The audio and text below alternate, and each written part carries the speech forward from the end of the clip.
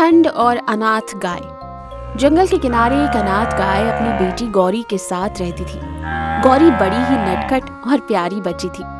ठंडी का मौसम था। गौरी उसकी माँ एक टूटे फूटे घर में जैसे तैसे अपना जीवन गुजार रहे थे। एक दिन शाम का वक्त था। ठंडी हवाएं चल रही थी। गौरी घर के बाहर खेल रही थी।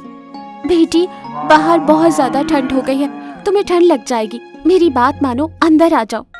अरे माँ, तुम तो ऐसे कह रही हो जैसे इस घर में गर्मी से पसीने छूट रहे हो। अरे ये टूटा फूटा घर है, इसमें तो हवा हर तरफ से आ रही है। इसमें रहना और बाहर रहना दोनों एक बराबर है। ये सुनकर गाय उदास हो जाती है।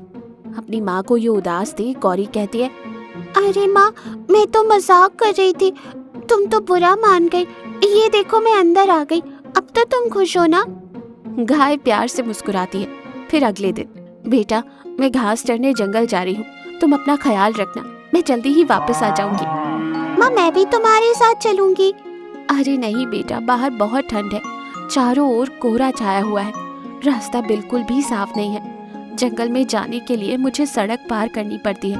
वैसे भी जंगल में बहुत खूंखार जानवर होंगे, ऐसे में तुम्हारा जंगल जाना ठीक नहीं है। मैं जल्दी वापस आ जाऊंगी, तुम अपना ख्याल रखना। ये कहकर गाय वहां से चली जाती है। अब गौरी घर पर अकेली थी। सुबह से दोपहर हो जाती है। अरे दोपहर हो गई, माँ अभी तक क्यों नहीं आई? गौरी बहुत परेशान हो रही थी। दोपहर से शाम हो जाती है। अब ठंड भी काफी बढ़ गई थी। गौरी की परेशानी और भी बढ़ जाती है। वो रोते हुए सोचती है, अरे एक तो ये ठंड और माँ भी अभी तक नहीं आई। शाम हो गई है, कोहरे की वजह से रास्ता भी साफ नजर नहीं आ रहा है। कहीं माँ किसी मुसीबत में तो नहीं फंस गई। अब मैं क्या करूं? यूं गौरी रोते हुए अपनी माँ को ढूंढने निकल जाती है। माँ, तुम कहाँ हो? मुझे बहुत डर लग रहा है। ठंड की वजह से गौरी चल भी नहीं पा रही थी, पर जैसे तैसे अपनी माँ को ढूंढते हुए जंगल में आ जाती है।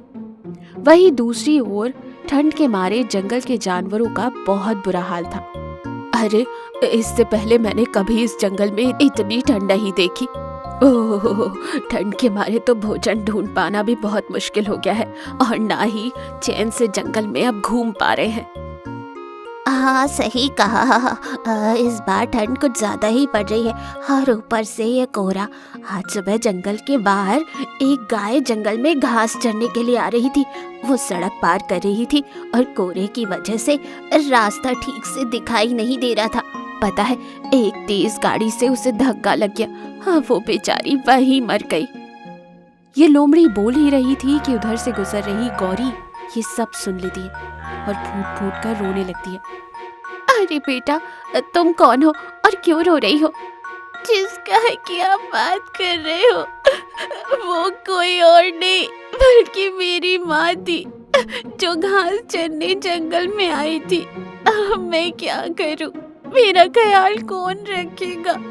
मैं तो अनाथ हो गई। यूं गौरी फूट फूट कर रो रही थी। गौरी की हालत को देखकर लोमड़ी और हिरन उदास हो जाते हैं। एक तो ठंड, ऊपर से माँ का गम। गौरी रो रो कर बेहोश हो जाती है और नीचे गिर जाती है। अरे, ये तो बेचारी बेहोश हो गई। हिरन, तुम इसका ख्याल रखना, मैं अभी भालू को लेकर आती हूँ। ये कहकर लोमड़ी भागते हुए जाकर भालू को लेकर आती है। भालू गौरी का इलाज करता है। एक तो ठंड और ऊपर से माँ की मौत का सदमा, बेचारी बेहोश हो गई, पर कोई बात नहीं, अभी थोड़ी देर में से होश आ जाएगा। अरे देखो तो, कितनी प्यारी बच्ची है, बेचारी अनाथ हो गई। यूं हिरन बोल ही रही थी कि गौरी होश में आती है। वो फिर से रोने लगती है। तभी लोमड़ी कहती है, बेटा रो नहीं, होने को कोई नहीं टाल सकता। आज से तुम हमारे जंगल का हिस्सा हो, हम सब तुम्हारी देखभाल करेंगे। हाँ, मैं भी तुम्हारा ख्याल रखूंगी। मैं भी। यूं गौरी बाकी जानवरों के साथ